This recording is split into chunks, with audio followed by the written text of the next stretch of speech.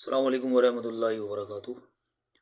उम्मीद है कि आप लोग खैरियत से होंगे। हमारे जो लेक्चर्स चल रहे थे, जो हम बात कर रहे थे अपने स्टैंडर्ड के ऊपर, आईएसओ के स्टैंडर्ड पे, तो उस पर फर्दर हमने तकरीबन 5 क्लॉजेस जो हैं वो डिस्कस कर लिए थे। तो अब आगे का जो क्लॉजेस हैं हम वो देखेंगे कि वो क्या बात करते हैं स्टैंडर्ड के अंदर, किस चीज़ को वाज़ेह करते हैं। उस पर हम आगे फर्दर अब अपना डिस्कस स्टार्ट करेंगे अब, ताकि आपकी क्लेरिफिकेशन हो जाए कि स्टैंडर्ड की बेसिकली रिक्वायरमेंट क्या क्या है।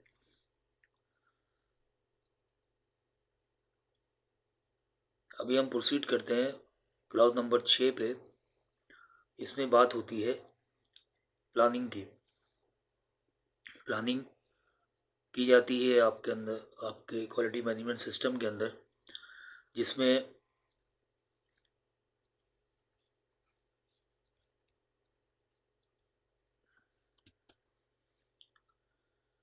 एक्शन 6.1 जो है आपका action to address risk and opportunities है।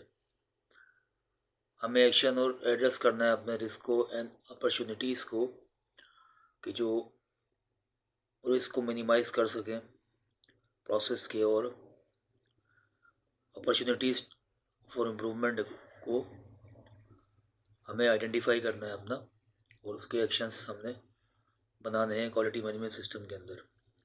सेकेंडली, आपने 6.2 में quality objectives and planning to achieve them. 6.2 में क्वालिटी ऑब्जेक्टिव की बात की जाती है स्टैंडर्ड के अंदर, और ऑब्जेक्टिव की बात की जाती है, और उस पर प्लानिंग हमने करनी है अपने ऑब्जेक्टिव को अचीव करने के लिए।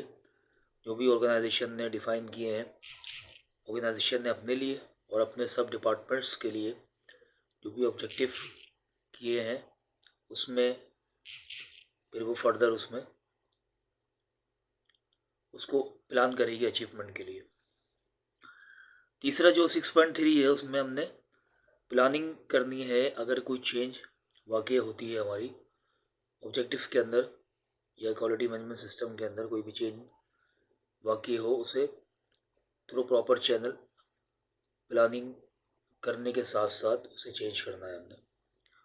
ये प्लानिंग का फेज है हमारा। इसके सब क्लाउज जो है आपके बताते हैं 6.1.1 और 6.1.2। When planning QMS to consider, आपने कंसीडर करना है क्या, the issues referred in 4.1 and the requirement referred in 4.2। जो 4 पॉइंट क्लाउज हम पढ़ के पीछे आए हैं, उसमें जो रिक्वायरमेंट्स है उसको आपने कंसीडर करना है, या अपने एज अ रेफरेंस उसको देखना है। To determine the risk and opportunities that need to be address, to plan action to address these risks and opportunities, how to integrate and implement the action into QMS process। 4.4 का reference दिया हुआ इसके अंदर। evaluate the effectiveness of these action, पर actions की आपने को evaluate करना है आपकी, वो कितने हद तक अच्छा काम कर रहे हैं। Intend to give assurance that the quality management system can achieve it is intended result।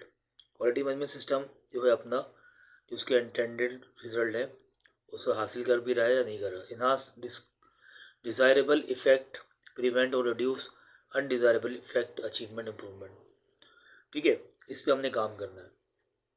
6.2 जो आपको बताता है the organisation shall establish quality objectives at relevant function, तमाम के नहीं हो मगर रेलिवेंट फंक्शंस के हों, और eight every level at and process needed for the quality management system। The quality objective shall be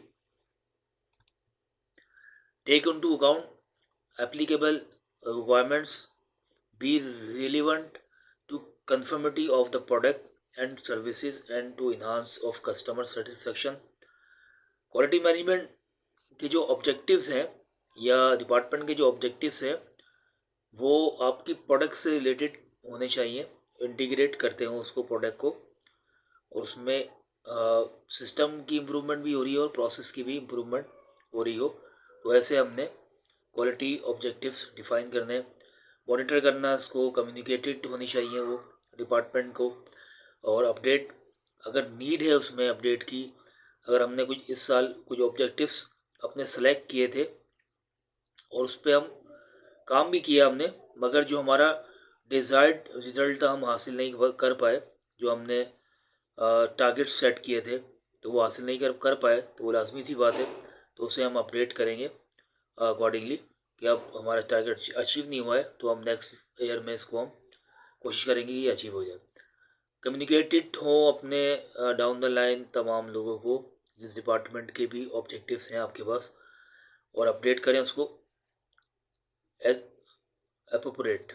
The organization shall maintain documented information of quality objectives. Quality objectives जो हैं वो कोई ना कोई रिटर्न फॉर्म में होने चाहिए, लिखे होने चाहिए कि हाँ यार ये ऑब्जेक्टिव है हमारे ऑर्गेनाइजेशन की और ये ऑब्जेक्टिव है हमारे डिपार्टमेंट्स के, जो कि हमारी ऑर्गेनाइजेशन के ऑब्जेक्टिव को लिंक करते हैं या उसको अचीव करने के लिए काम करेंगे हमारे डिपार्टमेंट के objectives. Planning for changes in a planned manner to consider the purpose of the change and potential consequences, availability of the resource and allocation of the responsibilities and authorities. तो आपने इन चीज़ों को कंसिडर करना है जब आप कोई चेंज प्लान कर रहे हो अपने पास। इसके बाद के जो क्लॉज है हमारे पास वो है सपोर्ट।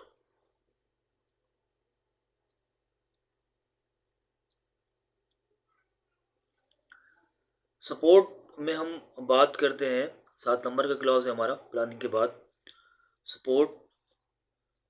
7.1 जो है हमारा रिसोर्स है, 7.2 जो है हमारा कॉम्पिटेंस है, 7.3 जो है हमारा अवेयरनेस है, 7.4 जो है कम्युनिकेशन है, और 7.5 जो है आपका डॉक्यूमेंटेड इंफॉर्मेशन है सपोर्ट के क्लॉजेस। नोट क्या है इसका, this clause is previously known as a resource management. जो हमारा प्रीवियस स्टैंडर्ड था 2008 का, उसमें ये क्लॉजेस को हम जानते थे रिसोर्स मैनेजमेंट के हवाले से। तो इसे अब इस स्टैंडर्ड के अंदर 2015 में सपोर्ट के नाम से और अलग अलग कर दिया गया है। रिसोर्स है, कॉम्पिटेंस है, अवेयरनेस है, और कम्युनिकेशन है, और डॉक्यूमेंटेड इंफॉर्मेशन है। रिसोर्स में जर्नल क्या कहता है आपको, to assess capability and constraints on existing internal resource. जो आपकी इंटरनल रिसोर्स है आपने एग्जिस्टिंग जो मौजूद है उसमें उसकी कैपेबिलिटी और कंस्ट्रेंट जो है आपने उसमें देखने, what need to be obtain from external provider, और एक्सटर्नल प्रोवाइडर से क्या चीज़ें हासिल करनी है। 7.12 जो है आपका पीपल्स है, इसमें determine and provide the person necessary for